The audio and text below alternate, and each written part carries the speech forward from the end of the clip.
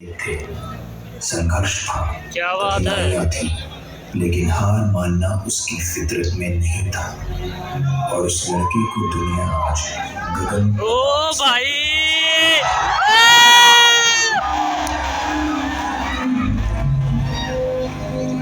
Sir की journey देखिए मैंने। 8 वर्षों में भारत के हर कोने से लाखों एस्पिरेंट्स ने गगन सर से बढ़कर इनकी गाइडेंस में अपने गोल्स और अपनी डेस्टिनी तक पहुंचने का सफर तय किया है। I was not at all confident in mathematics, but Gagan sir gave me the confidence.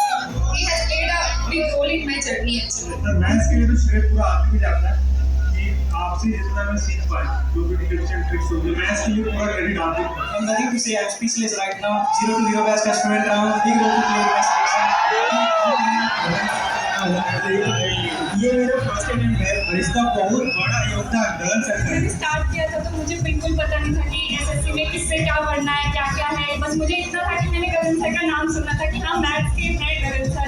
आज सिलेक्शन में परिवार में मात्र 1 वर्ष की भीतर 50 लाख से अधिक छात्र जुड़ चुके हैं और विभिन्न सोशल मीडिया प्लेटफॉर्म्स पर 20 मिलियन से ज्यादा एस्पिरेंट्स गगन सर से जुड़े हुए हैं।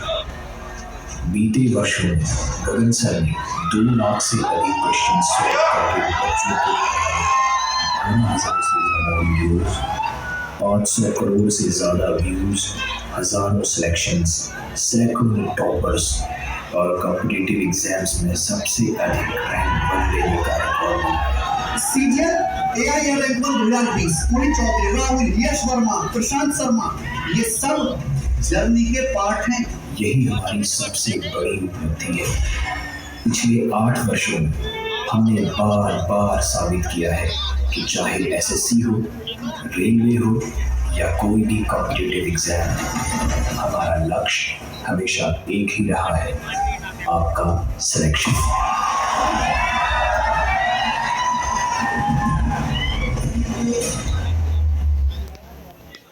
तो मेरे भाई एक्स, मेरी बात ध्यान से सुनना।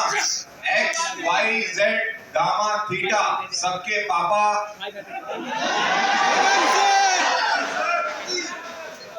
और maths king. Now please welcome Gagan sir, please welcome. क्या बात है भाई।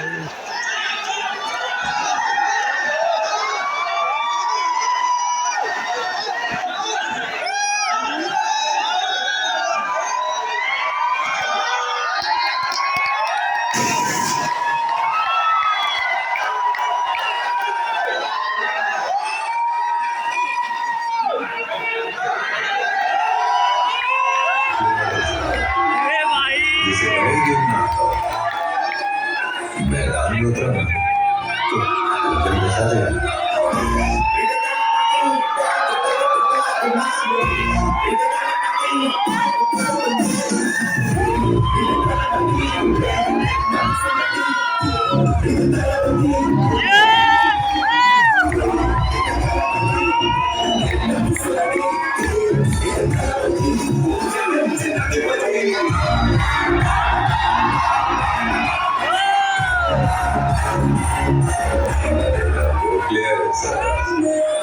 जिसे भले गेम ना आता, मैदान में उतरा तो हलचल मचा देगा।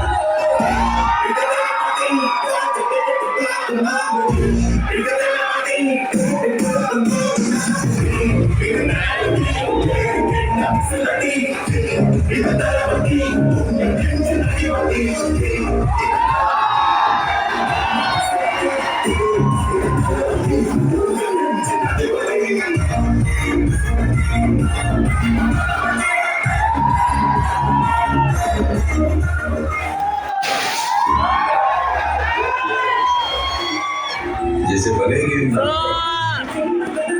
मैदान में उतरा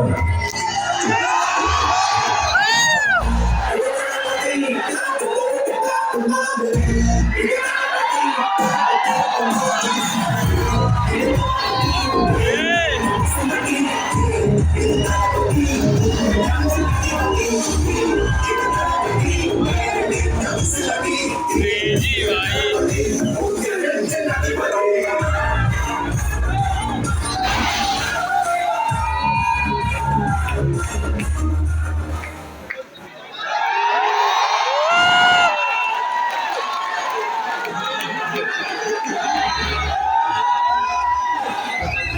हैप्पी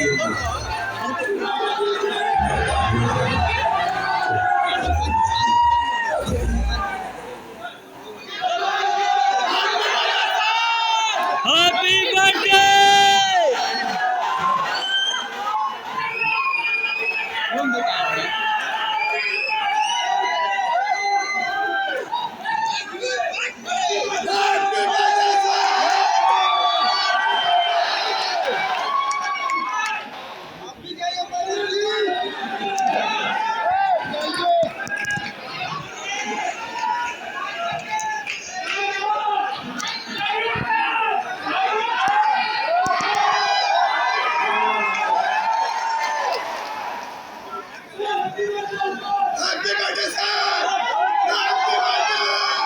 सुंदर तोहफा मैम दिए भाई।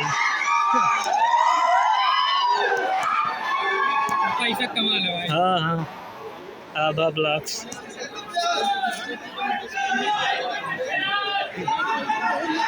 रील काट रहा हूँ भाई, रील वाले टीचर स्टूडेंट होंगे।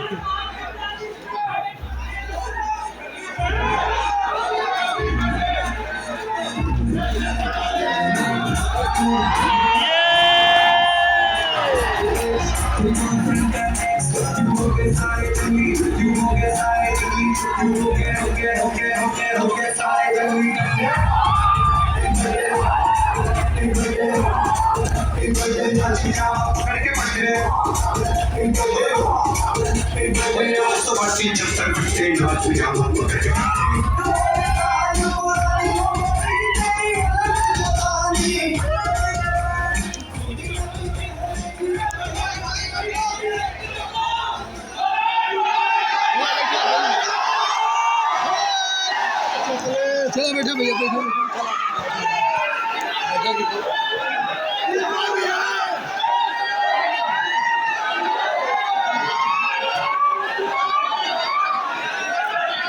कैसे हैं प्रयागराज वालों? बढ़िया।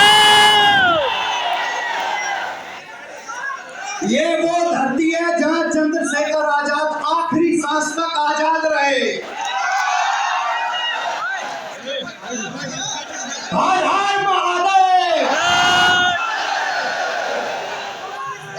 जय भवानी, भारत माता की वंदे वंदे। इनकलाब इनकलाब।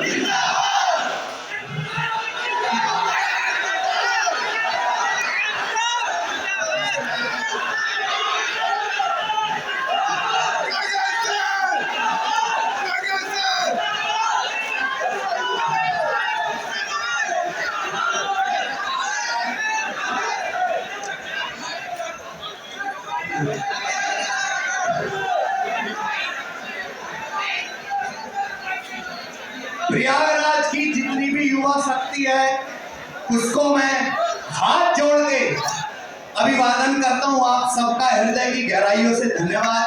आप आए हमसे मिलने के लिए।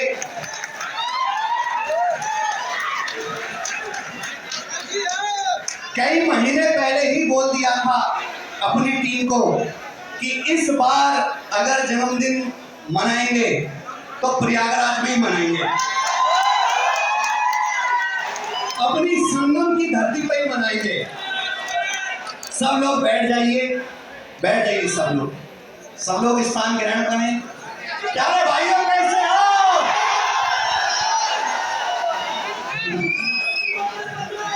थैंक यू भाई।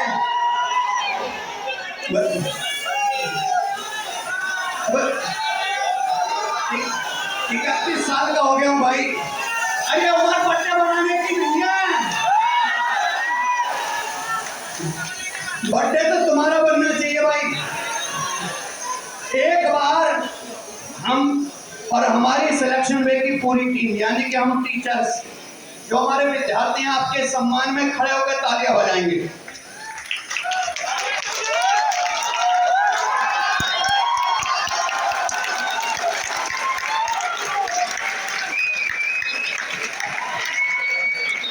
बैठ जाओ भाई, प्यारे भाइयों बैठ जाओ।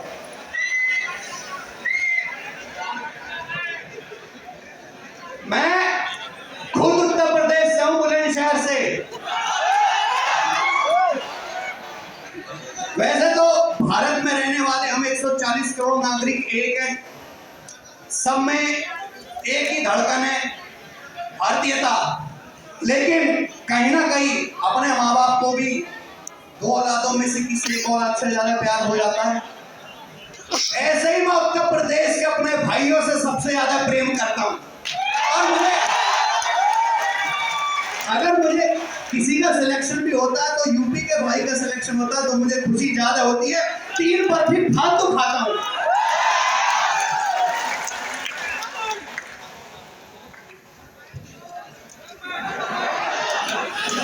कैसा लग रहा भाई आपको? बढ़िया। बहुत से बच्चे बार बार कह रहे थे जब मैं आ रहा था, तो मैं भी कह देता हूँ, आई लव यू भाइयों। हम आपसे बहुत बहुत बहुत प्रेम करते हैं। हम आपसे अतः प्रेम करते हैं। मैं तुमसे तुम्हारी वाली से भी ज्यादा प्रेम करता हूं।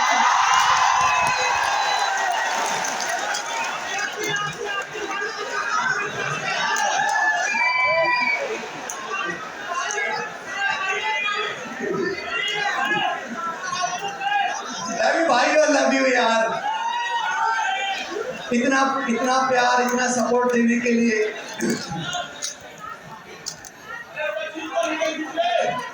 मैं कहता हूं ना अपनी भाषा में कि हम उत्तर प्रदेश के हैं और चीता ही कहते हैं। तो आप मेरे चीते हो चीते।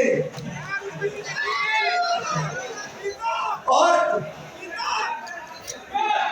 प्रयागराज कोई मामूली धरती नहीं है। जब पिछली बार महाकुंभ आयोजित हुआ था तो मैं आया था अपनी धर्मपत्नी के साथ, अपनी टीम के साथ। महाकुंभ में डुबकी लगाई थी। कोई अध्यापक पहुंचे ना पहुंचे, पर मैं जरूर पहुंचता हूं जब सनातन का कोई काम होता है।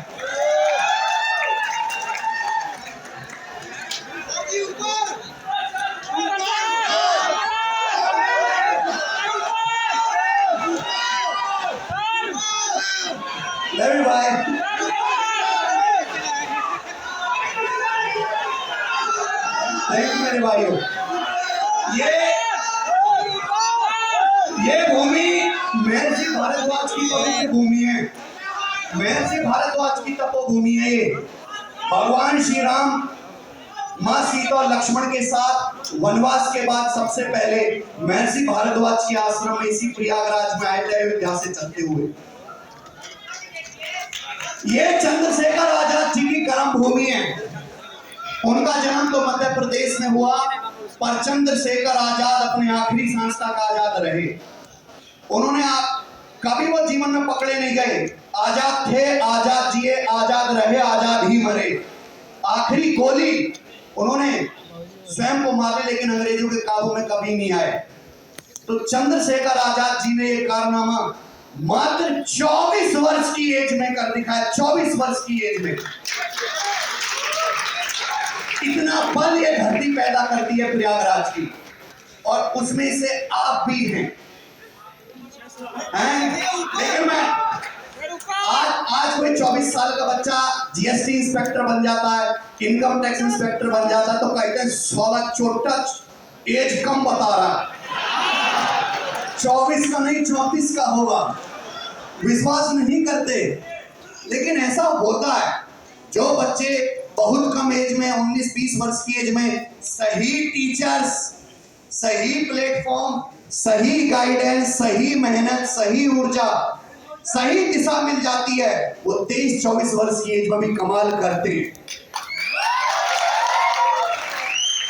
मैटर ये करता है कि दिशा दिखाने वाला कौन है। सिलेक्शन हुए 8 महीने हो चुके हैं बने हुए। आप खुद बता दो कलेजा पे हाथ रख के, जहां हम हैं, जहां मेरे अमन सर बैठे, जहां हमारे वरुण सर बैठे, जहां हमारे बलराम सर बैठे, जहां दीपक सर बैठे, इससे बढ़िया कुछ हो सकता है क्या? हम 7-8 टीचर 100 टीचर्स पे भारी पड़ते हैं।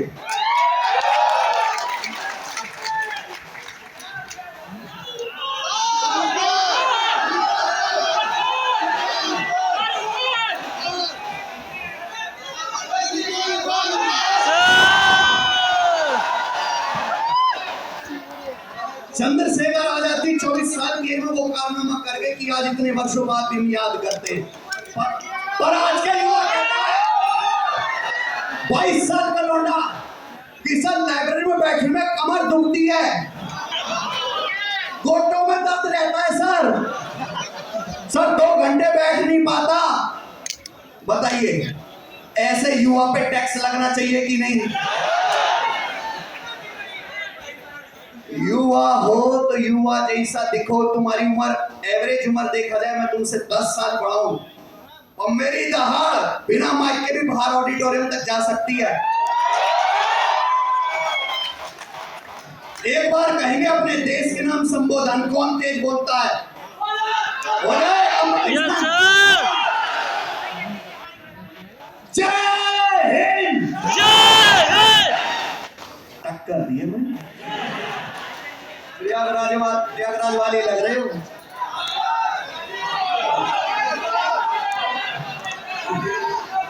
अरे जब मैं क्लास शुरू करता हूं तो मेरा सबसे पहला ये है कि पढ़ाई तो होगी जब क्लास चलेगी, लेकिन जब बच्चा क्लास ओपन करे तो उसे लगे कि कोई एनर्जेटिक मास्टर ने दरवाजा खोला है वीडियो का, उसमें ऊर्जा का संचार होना चाहिए।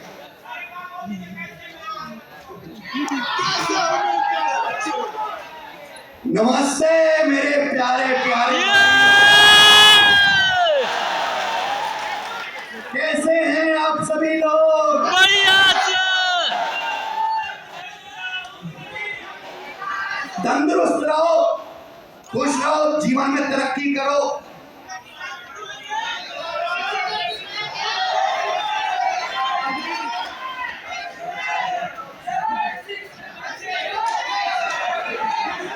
बेसिक से पढ़ना है भाई। कभी कभी तो मन करता है वो ऐसे जो बालक होते हैं जिनको बेसिक से पढ़ना है, उन ऐसे बालकों को बेसिक से नहीं पढ़ना है, केवल बेसिक ही पढ़ना है। अब केवल बेसिक से तो बेसिक जिंदगी मिलेगी ना, रोटी नमक के साथ, रोटी चटनी के साथ। अगर बढ़िया चाहिए कि पनीर भी आए थाली में, सोया चाप भी आए, तो बेसिक से आगे और बेसिक मास्टरों से आगे जाना पड़ेगा कि नहीं?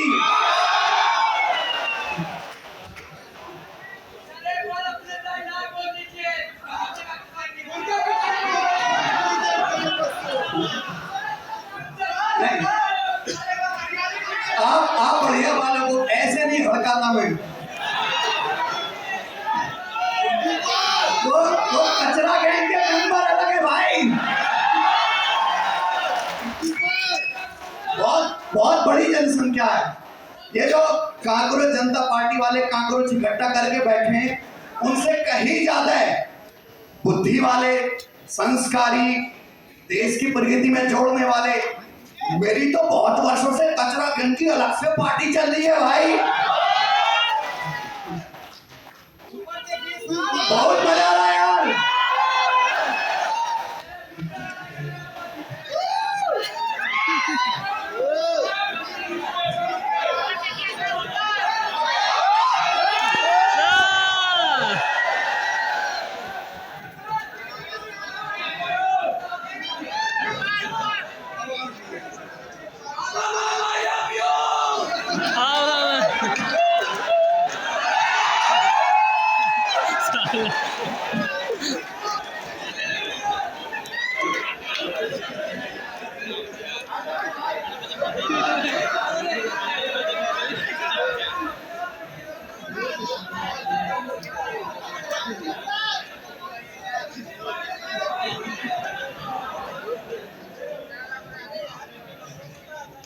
ये क्या हो गया?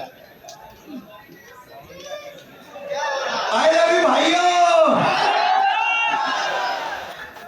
अच्छा, कैमरा में जैसा देख पाते हैं आप लोग को कि हम ऑनलाइन माध्यम में पढ़ाते हैं, ऐसे फेस टू फेस मुलाकात बहुत कम हो पाती है भाई। सामने से कैसे लग रहे हैं? मेरे पुलिस के 2 भाई भी बैठे हैं भाई, बहुत बहुत सम्मान है आपका, तालियां होनी चाहिए भाई।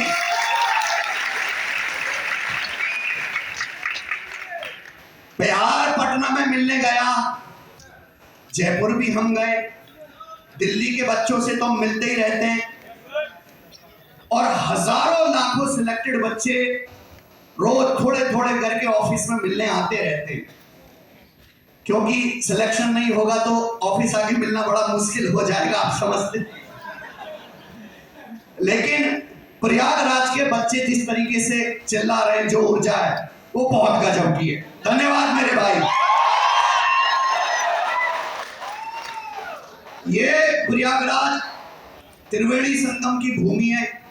गंगा, माँ यमुना और अदृश्य सरस्वती नदी यहाँ पे मिलते हैं, लेकिन उसके साथ साथ युवा के विचार, संस्कृति, ऊर्जा, डिसिप्लिन, ये भी यहाँ पे मिलते हैं। तो हम प्रयागराज की धरती का अभिवादन करते हैं। पहली बार आया हूं, आखिरी बार नहीं आया हूं, हर साल आने की कोशिश करूंगा प्रयागराज में आप सभी बच्चों से, और अकेले नहीं, अपनी पूरी टीम के साथ। एक बात है, कायर भोगे दुख सदा, वीर भोग्य वसुंधरा। ये कायर साले जो लोग होते हैं, जिंदगी भर दुख भोगते हैं। ये देश पे बोझ होते हैं, अपने घर वाले पे बोझ होते हैं, अपनी औरत पे बोझ होते हैं।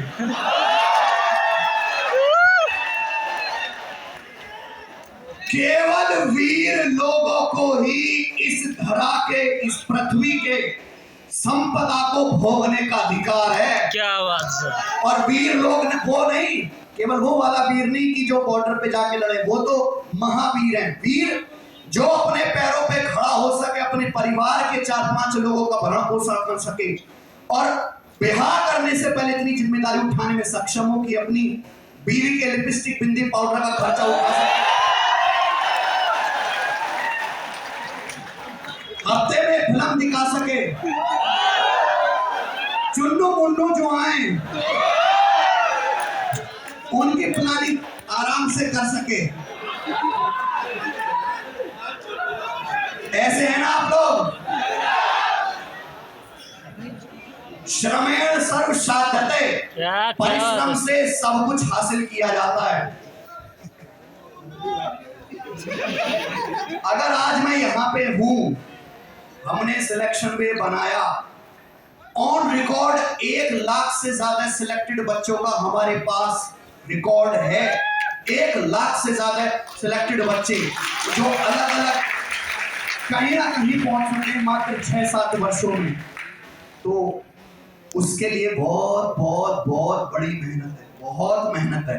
और आज भी इस एज में भी हम कोशिश करते हैं कि दिन में 17 से 18 घंटे काम करें, 12 घंटे कम से कम।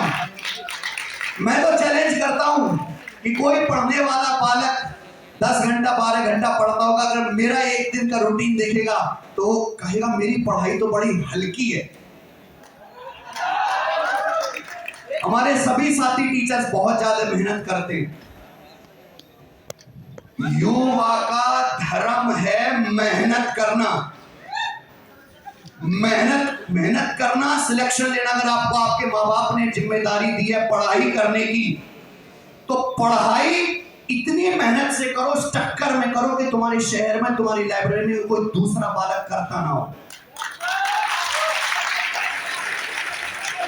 और जब फॉर्म भरो तो उस मन के साथ भर दो कि यार 12,000 वैकेंसी आई नहीं है, वैकेंसी तो 11,999 ही है, एक वैकेंसी तो मेरी है जो फिक्स है। इतनी मेहनत इस ऊर्जा के साथ करिए। आप में से कितने बच्चे ऐसे हैं जो लाइब्रेरी जाके पढ़ते हैं? सब बालक लाइब्रेरी पढ़ता है कि मोबाइल में रील बस चलाता है? एक नेताजी कहते हैं ये सब चोरी पटाता है? ऐसा तो नहीं है, पढ़ते हो? आप बता दो मुझे, क्या पिछले 6 महीने में किसी बालक को अपनी की गई मेहनत पे इतना गुमान है कि हाँ सिलेक्शन लेने का मैं दावेदार हूं नंबर 1 का? कितने बालक ऐसे हैं? भाई लेंगे सर। संख्या घट के 20% रहेगी। आप देख लो 80% तो भीड़ बन गई पहले ही। यही तो हकीकत है। एक हफ्ते का बता दो, पिछले एक हफ्ते में कितने बालक ऐसे हैं जिनको लगता है मैंने ऐसी मेहनत करी है कि ये वाली नौकरी तो मेरी होनी चाहिए। ऐसे कितने बच्चे हैं? संख्या घट के 10% से भी कम पे आ गई है।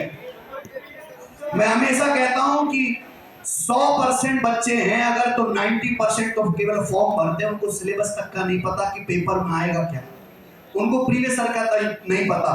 केवल 10% बच्चे मेहनत करते हैं। 10% में से 2 से 3% बच्चे भगवान के आशीर्वाद से सफल हो जाते हैं। ये कोई खराब नंबर तो नहीं है। दुनिया में हर जगह यही स्ट्रगल है। इस दुनिया का 95% संसाधन केवल 5% लोगों के पास है।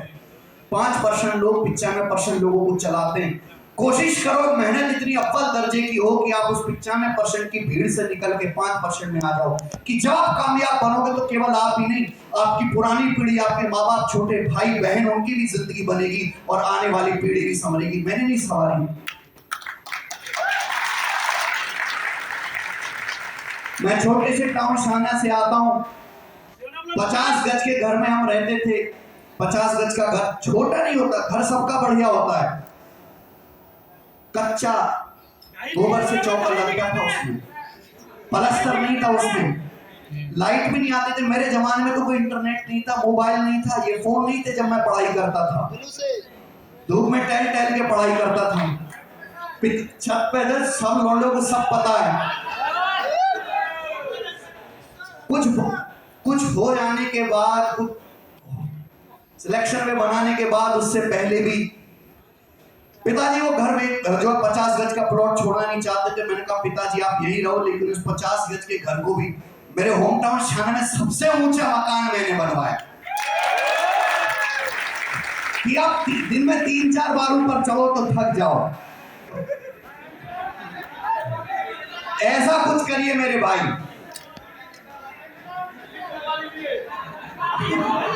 सब बोलेंगे भाई। देखो, और ज्यादा अच्छा बनने की जिंदगी में जरूरत नहीं है। जीवन में अपने से ज्यादा मतलब रखिए। अगर आप सफल हो जाओगे, थोड़े अकेले भी हो जाओगे, लेकिन जो काम भर के लोग हैं वो आपके साथ टिक जाएंगे। जब तक आप नल्ले घूम रहे हो, बेरोजगार घूम रहे हो, भीड़ बहुत है, बहुत भीड़ है आसपास, मजा लेने के लिए, टर्री पे चाय पीने जाने के लिए, लेकिन धीरे धीरे वो सब चले जाएंगे। कामयाब होगे तो आपके पास 5-6 लोग ही रहेंगे, क्योंकि सब चलने लगेगा दूसरा लोग, लेकिन वो 5-6 लोग जिंदगी भर आपके साथ रहेंगे और उन्हीं के सारे जिंदगी कटेगी। आप केवल अच्छा मत बनिए, कामयाब बनिए।